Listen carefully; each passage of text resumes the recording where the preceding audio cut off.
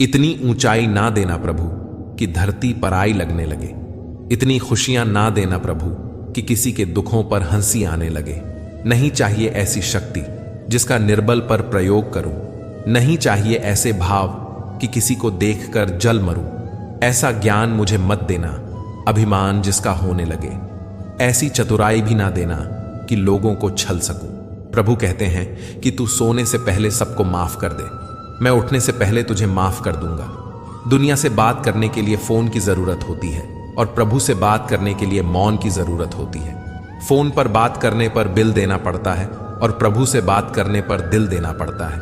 मोह माया में फंसने वाला बिखर जाता है और ईश्वर से जुड़ने वाला निखर जाता है। भगवान के पास दो शक्तियां हैं, एक है माया और दूसरी है भक्ति। जब कोई भगवान के समक्ष जाता है और भगवान को प्रणाम करता है तो वह पूछते हैं, बोलो क्या चाहिए, माया चाहिए या भक्ति? भक्त पूछता है, भगवान दोनों में क्या अंतर है? भगवान बोले, देखो दोनों में एक ही अंतर है। अगर तुम्हें नाचना है तो माया ले जाओ और अगर मुझे नचाना हो तो भक्ति ले जाओ। क्योंकि जीव जिसके वश में रहे उसका नाम माया और भगवान जिसके वश में रहे उसका नाम भक्ति। भगवान के राज्य में समस्त संसार नाचता है, जबकि भक्ति के राज्य में भगवान स्वयं नाचते हैं। किसी ने पूछा, भक्ति क्या है? बहुत ही प्यारा जवाब आया, भक्ति हाथों पैरों से नहीं होती वरना विकलांग कभी ना कर पाते। भक्ति ना ही आंखों से होती है वरना सूरदास जी कभी ना कर पाते। ना ही भक्ति बोलने और सुनने से होती है वरना गूंगे बहरे कभी ना कर पाते। और ना ही भक्ति धन और ताकत से होती है वरना गरीब और कमजोर कभी ना कर पाते। भक्ति केवल भाव से होती है, एक एहसास है भक्ति जो हृदय से होकर विचारों में आती है और हमारा प्रेम परमात्मा से जुड़कर रिश्ते में बदल जाता है। भक्ति भाव का सच्चा सागर है। भगवान ने इंसान को जब बनाया था तो उसे सब चीजें दी, पर एक चीज इंसान के हाथों से नीचे गिर गई, जिसे भगवान ने अपने पैरों के नीचे दबा दिया।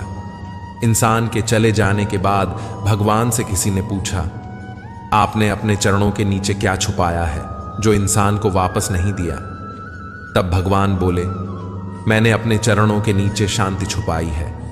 इंसान सदैव इसके लिए तरसता रहेगा, वह हर जगह इसे ढूंढेगा पर नाकाम रहेगा और आखिर में उसे यह मेरे चरणों में आकर ही मिलेगी। मनुष्य का यह स्वभाव है कि वह सुख में ईश्वर को याद नहीं करता, पर दुख में उसे सबसे पहले ईश्वर का ही स्मरण होता है। किसी ने पूछा, भगवान कब याद आते हैं? उत्तर मिला, धर्मात्मा को हर समय, पापी को मृत्यु के समय, चोर को पकड़े जाने पर, गरीब को भूख लगने पर, धनी व्यक्ति को बीमार हो जाने पर, कंजूस को पैसा खो जाने पर, किसान को वर्षा न होने पर और मुसाफिर को ट्रेन छूट जाने पर, व्यापारी को नुकसान हो जाने पर, विद्यार्थी को परीक्षा में असफल होने पर, इंसान को विपरीत परिस्थितियों में ही भगवान याद आते हैं। दुख में सुमिरन सब करे, सुख में करे न कोई। जो सुख में सुमिरन करे, दुख काहे को होए। सब दरवाजे बंद हो जाएं, तभी एक दरवाजा कभी बंद नहीं होता और वह है ईश्वर का दरवाजा। उम्मीद ईश्वर से रखो, दुनिया से नहीं। मैंने कहा, अपराधी हूं मैं। ईश्वर ने कहा, क्षमा कर दूंगा। मैंने कहा, परेशान हूं मैं। ईश्वर ने कहा, संभाल लूंगा। मैंने कहा, अकेला हूं मैं। ईश्वर ने कहा, हमेशा साथ हूं मैं। मैंने कहा, उदास हूं मैं। ईश्वर ने कहा, नजर उठाकर देख, हर वक्त तेरे आसपास हूं मैं। जब आप भगवान का ध्यान करें तो हमेशा यही प्रार्थना करें, हे प्रभु, अगर किसी समय मैं आपकी उंगली पकड़ना भूल जाऊं तो आप मेरी बांह पकड़ना कभी मत भूलना। अगर मैं आपको कहीं साथ चलने के लिए बोलना भूल जाऊं तो भी आप स्वयं मेरे साथ चलना कभी मत भूलना। कोई भी का हो, कोई भी बात हो, चिढ़ो मत, गुस्सा मत करो, जोर से मत बोलो, मन शांत रखो, विचार करो और फिर निर्णय लो। आवाज से आवाज नहीं मिटती, चुप्पी से मिटती है। तकलीफ सिर्फ आपको होगी, दुख भी आपको ही होगा। मन शांत रखोगे तो सुख भी आपको ही मिलेगा। जीवन में कई बार हम क्रोध में आकर सीमाएं लांघ जाते हैं और फिर हमारे हाथ अफसोस के अलावा कुछ नहीं लगता। एक बार एक आदमी अपनी नई कार को बड़े प्यार से पॉलिश करके चमका रहा था। वहीं पास में खड़ी उसकी 4 साल की बच्ची पत्थर के एक टुकड़े से कार पर कुछ लिखने लगी। कार पर खरोच लगती देख पिता को इतना गुस्सा आया कि उसने अपनी बेटी के हाथ को जोर से मरोड़ दिया, इतनी जोर से कि उसकी एक उंगली की हड्डी पर बहुत चोट लगी। अस्पताल में दर्द से कराहती हुई बेटी ने पापा को गले लगाकर पूछा, पापा मेरी उंगलियां कब तक ठीक हो जाएंगी? शर्मिंदा पिता कोई जवाब ना दे पाया। उसे अपने के पर इतना पछतावा हुआ कि वह घर वापस आकर कार पर लात गुस्से बरसाता हुआ अपना गुस्सा निकालने लगा। तभी उसकी नजर उस खरोच पर पड़ी जिसकी वजह से उसकी नन्ही सी बेटी को उंगली पर इतनी चोट लगी थी।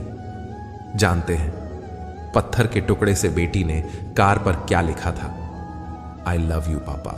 जीवन में सीमा हमेशा याद रखिए, चाहे वह गुस्से की हो चाहे वह प्यार की हो, और यह भी याद रखें कि चीजें इस्तेमाल के लिए होती हैं और लोग प्यार करने के लिए, पर हम उल्टा ही करते हैं, चीजों से प्यार और लोगों का इस्तेमाल। यह दुनिया कितनी निराली है ना। जिनकी आंखों में नींद है उनके पास अच्छा बिस्तर नहीं, और जिनके पास अच्छा बिस्तर है उनकी आंखों में नींद नहीं। जिनके मन में दया है उनके पास देने के लिए धन नहीं, और जिनके पास धन है उनके पास दया नहीं। जिसको भूख है उसके पास खाने को कुछ नहीं, और जिसके पास खाने को है उसके पास भूख नहीं। कोई अपनों के लिए रोटी छोड़ देता है तो कोई रोटी के लिए अपने छोड़ देता है। शब्दकोश में असंख्य शब्द होते हुए भी मौन होना सबसे बेहतर है। दुनिया में हजारों रंग होते हुए भी श्वेत रंग सबसे बेहतर है। खाने को दुनिया भर की चीजें होते हुए भी उपवास शरीर के लिए सबसे बेहतर है। देखने को इतना कुछ होते हुए भी आंखों से भीतर देखना सबसे बेहतर होता है। सोने की लंका और पुष्पक विमान तो रावण के पास थे, राम ने तो वनवास ही देखा था। राजपाट तो कंस के पास था, जेल में जन्म तो कृष्ण ने लिया था। राजमहल में तो कौरव ही रहते थे, वनवास तो पांडवों को भोगना पड़ा। संघर्ष हमेशा सत्य के साथ चलता है। जब सत्य के लिए भगवान को भी संघर्ष करना पड़ा तो हम तो फिर भी इंसान हैं। बात बहुत छोटी है पर गहरी है। बिखरा हुआ समाज और बिखरा हुआ परिवार कभी भी बादशाह नहीं बन सकता, लेकिन हां, वह आपस में लड़कर दूसरों को बादशाह जरूर बना देता है। जिस घर में प्रेम और बड़ों का आदर सम्मान होता है वहां ईश्वर का निवास होता है। प्यार बंटा तो रामायण लिखी गई और संपत्ति बंटी तो महाभारत लिखी गई। याद रखना कि इंसान का पतन उस वक्त शुरू हो जाता है जब वह अपनों को गिराने की सलाह दूसरों से लेने लगता है। एक पत्थर लो और इस पत्थर को किसी जानवर, कुत्ते या बिल्ली के ऊपर मारिए। आप देखेंगे कि वह जानवर डर कर भाग जाएगा। अब वही पत्थर लीजिए और एक मधुमक्खी के छत्ते पर मारिए, फिर देखिएगा कि मधुमक्खियां आपका क्या हाल करती हैं। पत्थर वही है और आप भी वही हैं। बस फर्क यही था कि जानवर अकेला था और मधुमक्खियां समूह में थीं। एकता में ही शक्ति होती है। संयुक्त रहिए, संगठित रहिए, प्यार से रहिए। कोई चाहे कितना भी महान क्यों ना हो जाए, पर कुदरत कभी किसी को महान बनने का मौका नहीं देती। कंठ दिया कोयल को तो रूप छीन लिया, रूप दिया मोर को तो इच्छा छीन ली, दी इच्छा इंसान को तो संतोष छीन लिया, दिया संतोष संत को तो संसार छीन लिया। मत करना कभी गुरूर अपने आप पर है इंसान। ईश्वर ने तेरे और मेरे जैसे कितनों को मिट्टी से बनाकर मिट्टी में मिला दिया। रेस में जीतने वाला घोड़ा नहीं जानता कि कामयाबी क्या होती है। वह दौड़ता है तो सिर्फ अपने मालिक से मिलने वाली तकलीफ की वजह से। अगर आप कभी अपने आप को तकलीफ में पाओ तो समझ जाना कि आपका मालिक यानी ईश्वर यही चाहता है कि जीत आपकी हो। कभी कभी बस इतना ही दिल करता है कि कोई हो जो धीरे से पास आए, कंधे पर हाथ रखकर चुपचाप साथ बैठे। ना कोई सवाल, ना कोई जवाब, बस साथ होने का एहसास दे। माँ बाप से बेहतर यह कौन कर सकता है। एक छोटी सी बच्ची अपने पिता के साथ जा रही थी। वे एक पुल से गुजरे। नीचे नदी का बहाव तेज था। पिता ने कहा, डरो मत गुड़िया, मेरा हाथ पकड़ लो। बच्ची ने कहा, नहीं बाबा, आप मेरा हाथ पकड़ लो। पापा ने मुस्कुराकर कहा, मैं आपका हाथ पकड़ूं या आप मेरा हाथ पकड़ो, क्या फर्क पड़ता है। बच्ची ने कहा, पापा, अगर मैं आपका हाथ पकड़ूं और कुछ हो जाए तो शायद मैं आपका हाथ छोड़ दूं। पर अगर आपने मेरा हाथ पकड़ा तो मैं जानती हूं कि कुछ भी हो जाए, आप मेरा हाथ कभी नहीं छोड़ोगे। सच है, बच्चे साथ छोड़ देते हैं, मगर मां बाप कभी साथ नहीं छोड़ते। बचपन में जब मंदिरों में भीड़ की वजह से भगवान के दर्शन नहीं हो पाते थे, तब पिताजी कंधे पर उठाकर दर्शन करवाते थे। तब इतना नहीं पता था कि जो कंधे पर उठाए हैं वही तो भगवान है। 3 सुनहरी बातें। उससे जरूर माफी मांगो जिसे तुम चाहते हो, उसे कभी ना छोड़ो जो तुम्हें चाहता हो, उससे कभी कुछ ना छुपाओ जो तुम पर एतबार करता हो। किसी को बेशक अपनी रग रग का पता दो, पर अपनी दुखती रग का पता किसी को ना दो, वरना रग रग दुखेगी। वक्त होता ही है बदलने के लिए, ठहरते हैं तो बस कुछ लम्हे। शाम जिंदगी की हो या दुखों की, आंखें ढल ही जाती हैं। जिंदगी में सब कुछ किसी वजह से होता है। गलत होता है ताकि हम सही की कीमत जान सकें। किसी इंसान को जानना चाहते हो तो किसी बात पर उससे सलाह मांगो, उसकी दी हुई सलाह बता देगी कि इंसान का किरदार कैसा है। इंसान की सारी परेशानियों की वजह 2 बातों से होती है, तकदीर से ज्यादा चाहता है और वक्त से पहले चाहता है। कोई फर्क नहीं पड़ता कि हम अमीर हैं या गरीब, अगर दिल में कुछ देने का भाव हो तो हमारी एक मुस्कुराहट ही कई लोगों की खुशियों की वजह बन जाती है। क्रोध एक ऐसी चीज है जिसमें फंसते भी आप हैं, उलझते भी आप हैं, पछताते भी आप हैं और पिछड़ते भी आप हैं। क्रोध का अपना पूरा खानदान होता है। क्रोध की बहन है जिद, क्रोध की पत्नी है हिंसा, क्रोध के बड़े भाई का नाम है अहंकार, मां है उपेक्षा, पिता का नाम है भय। निंदा और चुगली क्रोध की बेटियां हैं। एक मुंह के पास रहती है तो दूसरी कान के पास। ईर्ष्या इस खानदान की नकछड़ी बहू है और पोती है घृणा, जो सदैव नाक के पास रहती है। क्रोध के पूरे खानदान से हमेशा बचकर रहना। रुतबा, पद या पैसे से तय नहीं होता कि आप कितने श्रेष्ठ हैं, बल्कि आपके आचार, विचार और व्यवहार यह तय करते हैं कि आप कितने श्रेष्ठ हैं। आजाद रहिए विचारों से, पर बंधे रहिए संस्कारों से। निस्वार्थ कर्म करते रहिए, जो भी होगा अच्छा होगा, थोड़ा देर से होगा पर दुरुस्त होगा। आज वक्त ने हमें कैद किया है, हमारे नजरिए को नहीं, हमारी सोच को नहीं। यह तो हमारा नजरिया है कि आज हम बंद दरवाजों की खिड़कियां खोलकर क्या देखना चाहेंगे। एक महिला के पति का तबादला एक ऐसे आर्मी ट्रेनिंग कैंप में हुआ जो रेगिस्तान के नजदीक था। वह जब अपने पति के साथ रहने गई तो कुछ ही दिनों में उसे उस जगह से नफरत हो गई। उसके पति को रोज रेगिस्तान में ड्यूटी करने जाना पड़ता और वह अकेली रह जाती। लगातार बढ़ता तापमान, असहनीय गर्मी, चारों ओर कैक्टस ही कैक्टस, बात करने को कोई भी नहीं। गर्म हवाएं लगातार बहती, कुछ भी खाओ पियो, यहां तक कि सांस भी लो तो सब में धूल ही धूल भरी होती। उसने अपने पिता को चिट्ठी लिखी, सब बताया और आखिर में लिखा, मेरा यहां एक दिन भी रहना अब मेरी बर्दाश्त से बाहर है। इससे तो अच्छा था कि मैं जेल में होती। उसके पिता ने जवाब में सिर्फ 2 लाइनें लिखी और उन 2 लाइनों ने उस औरत की पूरी जिंदगी बदल दी। जानते हैं उसके पिता ने जवाब में क्या लिखा? 2 लोगों ने जेल की सलाखों के पीछे से देखा। एक ने कीचड़ देखा, दूसरे ने सितारों से भरा आसमान। एक ने कीचड़ देखा, दूसरे ने सितारों से भरा आसमान। इन पंक्तियों को उसने बार बार पढ़ा। उस पर इनका इतना गहरा असर हुआ कि फिर कभी उसने जीवन में शिकायतें नहीं की। उसके बाद उसने सिर्फ नेमतों को गिना और ईश्वर को उसके लिए धन्यवाद दिया। उसके बाद उसने कभी अपने जीवन में कीचड़ नहीं देखा, सिर्फ और सिर्फ सितारों से भरा आसमान देखा।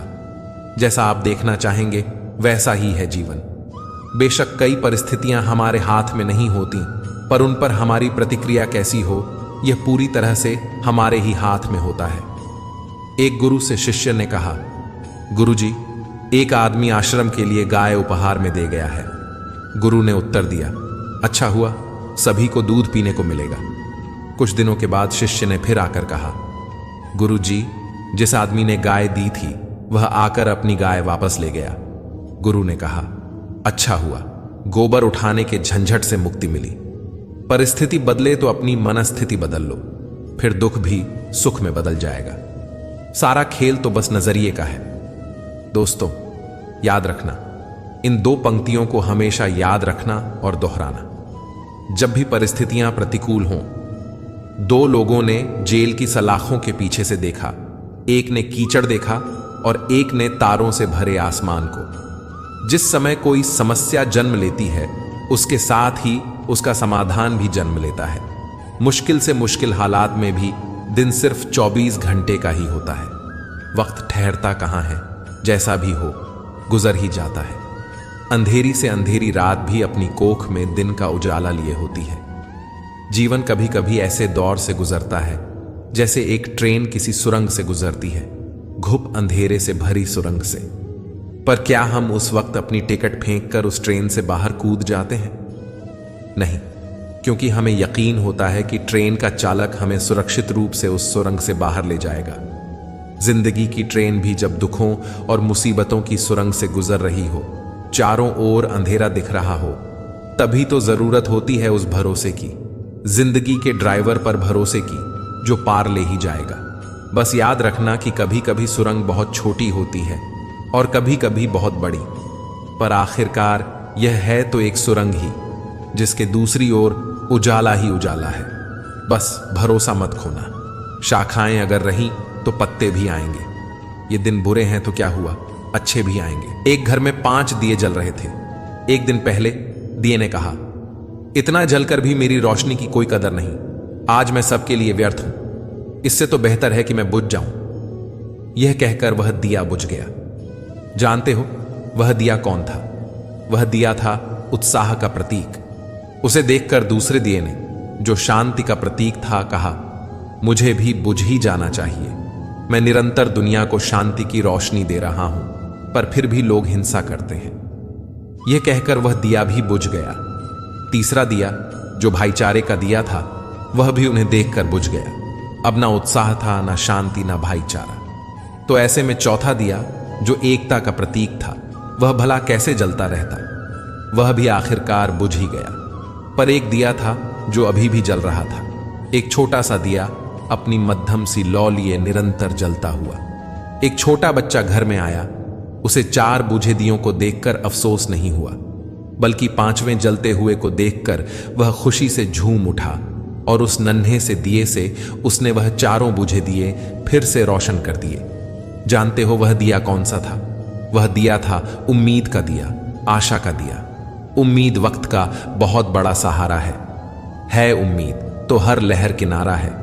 मुश्किल वक्त में अगर किसी चीज की बहुत जरूरत है तो वह है उम्मीद की, आशा की, सहयोग की और एक दूसरे के साथ मिलकर खड़े होने के एहसास की।